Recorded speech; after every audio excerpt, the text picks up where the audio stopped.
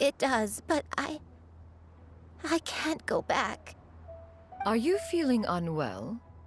My head, it feels all heavy and dizzy. What is wrong with me? Cloud, Miss XIANYUN, is there anything you can do? Let us go to Mount Outsong. But... Fret not, all will be well. You and I, you have already given more than enough to the pursuit of this endeavor. You may leave the rest to me. I've prepared something that can aid you in suppressing the fear in your heart and restoring your lost memories. It currently resides at Mount Outsong. Wait, really? When did you do that? I never leave anything to chance. All will reveal itself when we arrive.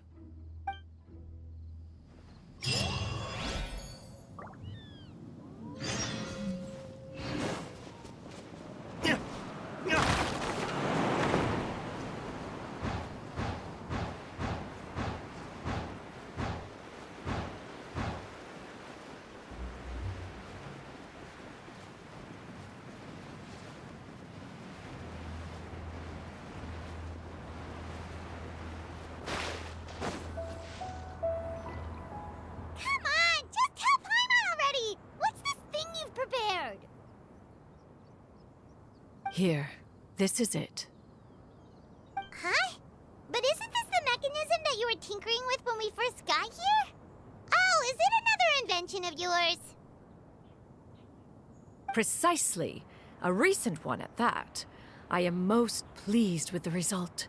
I call it the Suspensus Somnium mechanism. It periodically releases a soft breeze, which when paired with a gentle adeptal tune, can help the listener subconsciously relax and even enter a semi-hypnotic state. Soothing agitation and anxiety, relieving exhaustion and insomnia, its potential uses are numerous indeed. And of course, it can also aid in the recovery of lost memories. Whoa, what a cool gadget! But if you had it all along, why did you keep it to yourself until just now? We could have come to Mount Outsong right off the bat and saved time on a lot of floating. How preposterous. Had you and I not recalled much of her past through her own efforts, the device would have nothing to draw upon. We Adepti can only help those who first resolve to help themselves. Had she lacked such determination and strength of character, one would have little to offer in way of assistance. Paimon thinks she gets it now. Hey, what's that other thing? As previously mentioned, a gentle adeptal tune is required to take full advantage of the mechanism. One secured such a tune from Streetward Rambler. Only with her melodies can the mechanism reach its peak power. Whoa, Paimon can feel what you mean. Paimon's body feels light as a feather. It's as if she's lying down on a warm patch of grass after a super satisfying meal. And you and I, is the mechanism helping you to relax? It appears she has already succumbed to the depths of reverie. Come, join one on this side. We shall give her some time to herself.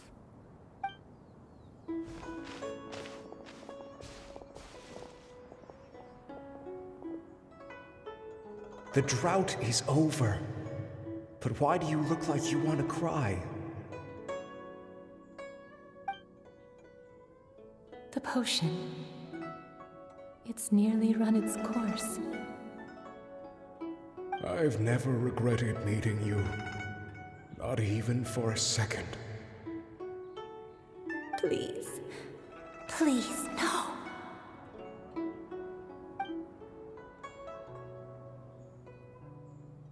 Have you forgotten? This is the world you left behind. One of gentle breeze and morning dew, perfectly straddled betwixt the realms of heaven and earth. This is your home. This is where you belong. You should have never left. The you of the past, the me from not that long ago. We should have never.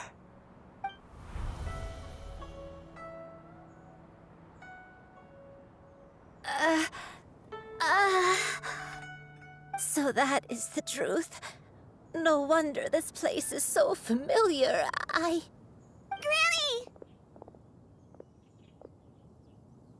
Granny, are you okay? Cloud Retainer. Your memories have returned? Wait, did you just call her by her full name? Does that mean you already knew each other? Yes, I now remember everything. Everything.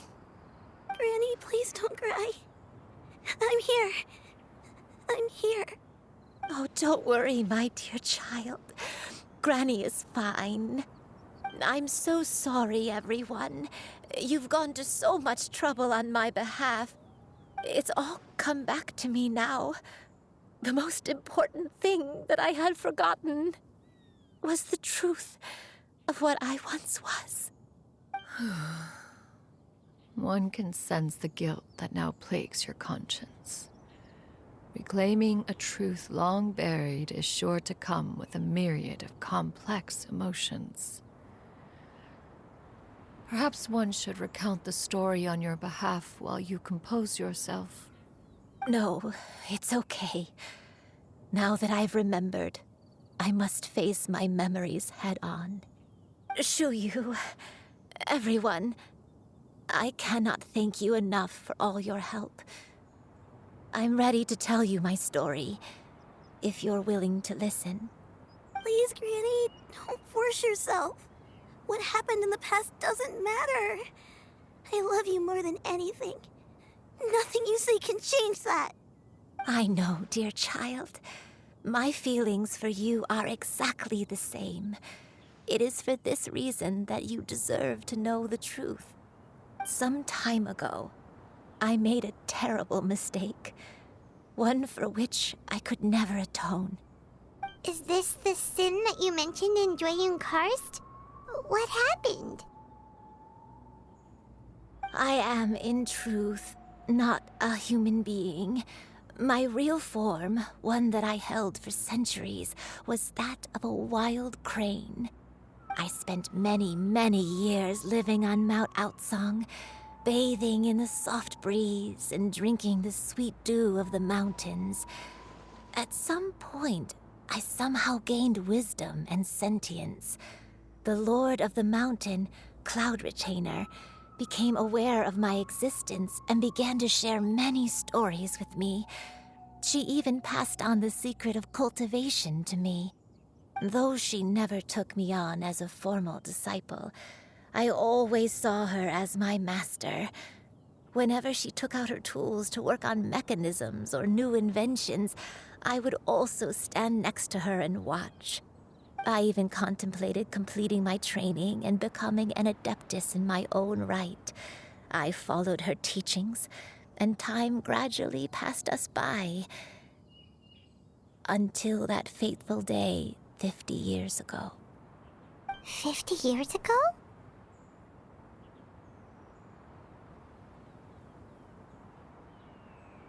That's right. Master regaled me with many stories of her past deeds. From them, I learned how she had saved people from a similar crisis in the past. She was the one I looked up to the most. More than anything, I dreamt of becoming an adeptus like her. I wanted to travel the land like she had, relieving suffering wherever I went. But I was still far from being a real adeptus. I possessed no ability to take on human form and fit in with the crowd. Once she learned of my desires, Master prepared a special dose of human mimicry potion for me.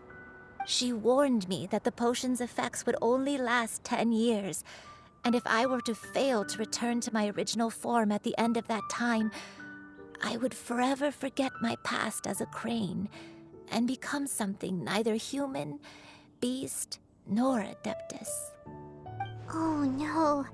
So that was the source of your dementia all along. Was it because of Grandpa? Indeed, I fell in love. Though he was human, he had spent his entire life training on Mount Tianheng. When we met, it was not only my first foray into the world below, but his as well. Although clumsy and impulsive as he was, you'd think he was the real strange bird among the two of us. But still, just like me, he cared deeply about the world and wanted, more than anything, to cleanse it of all pain and suffering. I could not help but fall for him. But my time continued to tick away. Those 10 years passed by in a flash. Yet I did not want to leave his side, so I... Oh no. What happened next? I committed an offense. I wanted to stay with him, even if it meant living a life full of pain and suffering, even if it meant that I would eventually turn into a monstrosity.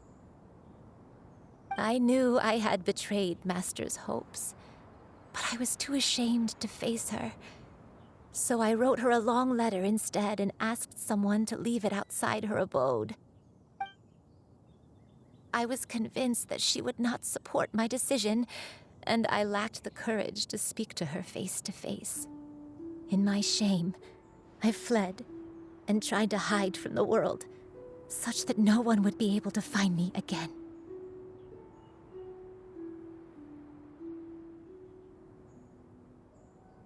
But that was only the beginning of my troubles. I began to suffer from a strange illness. My memories became hazy and confused, and I could no longer keep myself awake. I understood that my pain was caused by my refusal to return to the life I was fated to lead. Along with my memories as a crane, I soon forgot the true cause of my suffering as well. I knew only that I had committed a sin. All I could do was pray for forgiveness, even if I had long forgotten what needed to be forgiven. Looking back, I was beyond lucky to have come across that traveling merchant at Wangshu Inn. It was such a fortunate coincidence that we were there at the same time. If it weren't for those soul-revitalizing tea pills, I probably would have... Granny, what's wrong? Coincidence? Why did I ever think it was a coincidence? Tea pills concocted using the blood of an adeptus? No, it couldn't be. Master, don't tell me. Back then, that merchant was actually... Human custom would dictate the conferral of gifts to be in order when one's progeny is wedded, would it not? Consider the pills a symbol of one's best wishes. So when I tried to conceal my name and mistakes from the world and hide myself away in perpetuity, the only person I managed to deceive was myself. You knew where I was all along. One still remembers when you were but a fledgling. You possessed a certain fondness for a particular game. You would hide yourself among a group of wild cranes and ask one to pick you out from among the flock. One found you with such ease every time. 'Tis a truth most evident. One always recognizes one's own, no matter what form they may take. Wait! Paimon's confused! So, Cloud Retainer, you found Yuan again? But how? When?